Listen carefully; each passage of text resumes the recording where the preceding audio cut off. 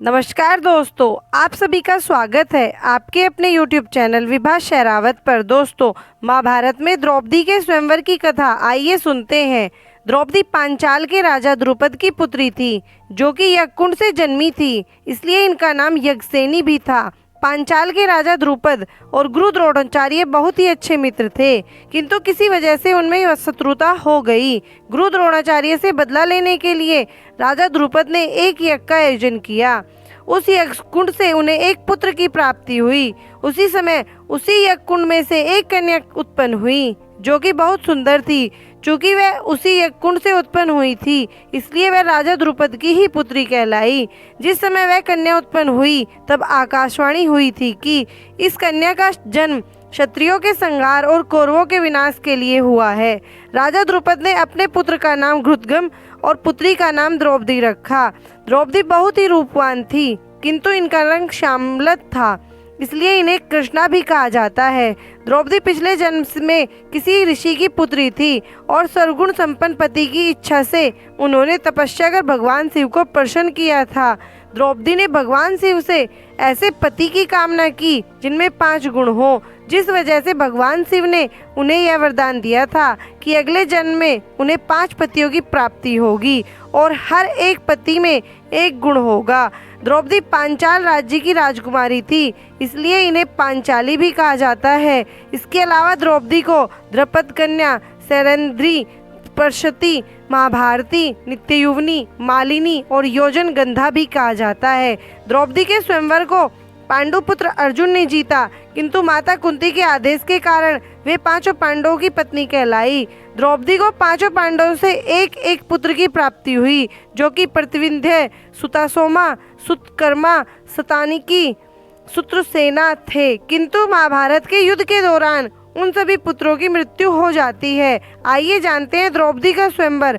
पांचाल राजा के द्रुपद अपनी पुत्री द्रौपदी का विवाह एक महान पराक्रमी राजकुमार से कराना चाहते थे। पांडुपुत्र अर्जुन सर्वश्रेष्ठ धनुर्धारी थे और राजा द्रुपद अपनी पुत्री का विवाह उन्हीं से कराना चाहते थे, किंतु उन्हें यह खबर मिली कि पांडु पुत्रों की मृत्यु हो चुकी है।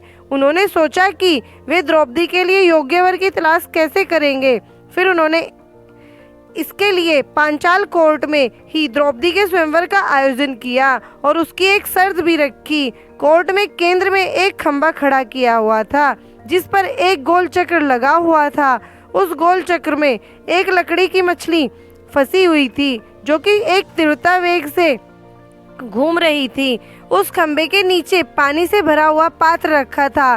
धनुष बाण की मदद से उस पानी से भरे पात्र में मछली का प्रतिबिंब देखकर उसकी आंख में निशाना लगाना था। उन्होंने कहा कि जो भी राजकुमार मछली पर सही निशाना लगाएगा, उसका विवाह द्रौपदी के साथ होगा। राजा द्रुपद ने अपनी पुत्री के स्वयंवर के लिए सारी तैयारी कर रखी थी। उन्होंने देश के कई महान राजाओं और उनके राजकुमारों को आमंत्रित किया था। सभी स्वयंवर के लिए पांचाल कोर्ट में प्रवेश करते हैं।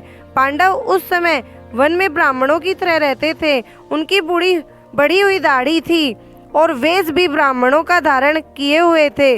द्रौपदी के स्वयंवर का समाचार जब पांडवों को मिला, तब वे पांचाल कोर्ट में प्रवेश करते हैं। दुर्योधन, कर्ण और श्री कृष्ण भी स्वयंवर में प्रवेश करते हैं। द्रौपदी अपने भाई घृतगम के साथ हाथी पर सवार होकर कोर्ट में प्रवेश करती है। वे बहुत ही सुंदर लग रही थी। राजभवन में उपस्थित सभी राजकुमार उनके सौंदर्य को देखकर बहुत प्रभावित हुए। सभी में इस प्रतियोगिता को जीतकर द्रौपदी से विवाह करने की इच्छा उत्पन्न हो गई। द्रौपदी को देखते ही सभी राजा उनसे विवाह करने की इच्छा से अपना अपना पराक्रम दिखाते हैं, किंतु इस बहुत ही मुश्किल टास्क में वे सभी एक एक कर पराजित होते जाते हैं। कर्ण दुर्योधन के खास मित्र थे, इसलिए वे दुर्योधन के साथ द्रौपदी के स्वयंवर में शामिल हुए थे। वे भी अपने पराक्रम को दिखाने के लिए सामने आते हैं, किंतु द्रौपदी उन्हें रोकते हुए कहती है कि मैं एक सारथी के बेटे से विवाह नहीं करूंगी।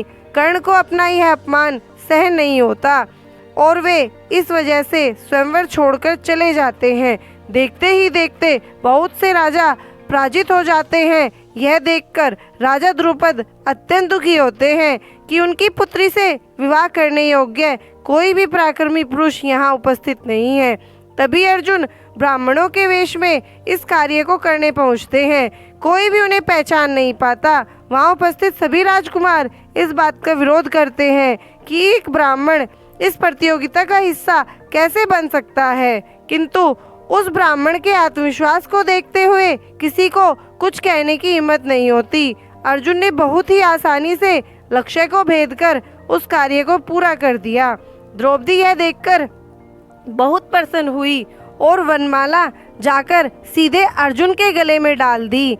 सभी राजकुमार अर्जुन से जलते हैं और उस पर आक्रमण करते हैं। तभी पांडु पुत्र भीम अर्जुन को उनसे बचाने के लिए सामने आते हैं। भीम और अर्जुन सहित पांचों पांडव उन सभी राजकुमारों को आसानी से पराजित करते हुए द्रौपदी को लेकर वहां से चले जाते हैं। द्रौपदी का भाई घृतगम यह जानने के लिए कि वे ब्राह्मण कौन है, उनका पीछा करते हुए है। जब पांडव अपनी कुटिया पहुंचते हैं तब वे अपनी माता कुंती से कहते हैं कि देखिए माता, हम क्या लेकर आए हैं। कुंती उनसे कहती है कि जो भी लाए हो आपस में बांट लो, क्योंकि कुंती सोचती है कि वे लोग कुछ खाने की चीज लाए हैं। जब वे देखते हैं कि यह तो एक दुल्हन है जो कि अर्जुन की पत्नी है, कुंती बहुत ही दुखी होती है कि उन्होंने यह क्या कह दिया। कथा के अनुसार पांडवों को अपनी माता के हर एक शब्द जो भी उन्होंने कहा उनकी आज्ञा मानकर उनका पालन करना होगा। द्रौपदी पांचों भाइयों की पत्नी कहलाएगी। तभी श्री कृष्ण वहाँ आते हैं और माता कुंती से कहते हैं कि द्रौपदी ने पिछले जन्म में सर्वगुण संपन्न पति पाने के लिए भगवान शिव की तपस्या की थी और उनसे वरदान में 5 गुणों से युक्त पति की कामना की थी। तब भगवान शिव ने उसे वरदान दिया था कि अगले जन्म में उसे 5 पतियों की प्राप्ति होगी और हर एक पति में 1 गुण होगा।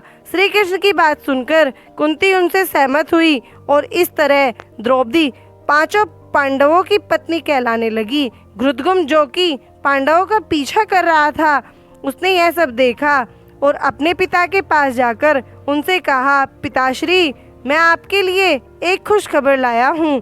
वह पराक्रमी ब्राह्मण जिसने द्रौपदी के साथ विवाह किया है वह कोई और नहीं बल्कि पांडु पुत्र अर्जुन ही है।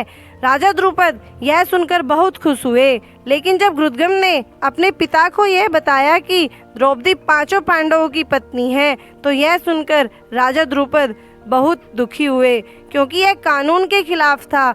उस समय ऋषि व्यास वहां आए। उन्होंने राजा द्रुपद से कहा, हालांकि इस तरह के विवाह की पवित्र ग्रंथों में अनुमति नहीं है, किंतु यह एक विशेष विवाह है जो कि स्वयं भगवान शिव का वरदान है। जो द्रौपदी को मिला है तो यह कानून के खिलाफ नहीं है। राजा द्रुपद ऋषि व्यास की बातों से सहमत होते हैं और अपनी पुत्री के विवाह का आयोजन करवाते हैं। पांचों पांडव अपनी माता कुंती के साथ राजभवन में प्रवेश करते हैं। तभी वहाँ युधिष्ठिर अपना वास्तविक परिचय देते हैं।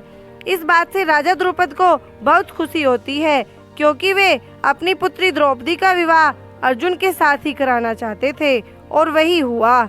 फिर द्रौपदी का पांचों पांडवों के साथ विवाह संपन्न हुआ और वे सभी माता कुंती के साथ हस्तिनापुर पहुंचते हैं। पांडवों के जीवित होने की सूचना जब हस्तिनापुर में सभी को मिलती है तो सभी बहुत प्रसन्न होते हैं। धन्यवाद दोस्तों। अगर आपको मेरी ये कहानी पसंद आई हो तो प्लीज़ मेरे चैनल को लाइक करें, सब्सक्राइब करें और शेयर करें। धन्यवाद।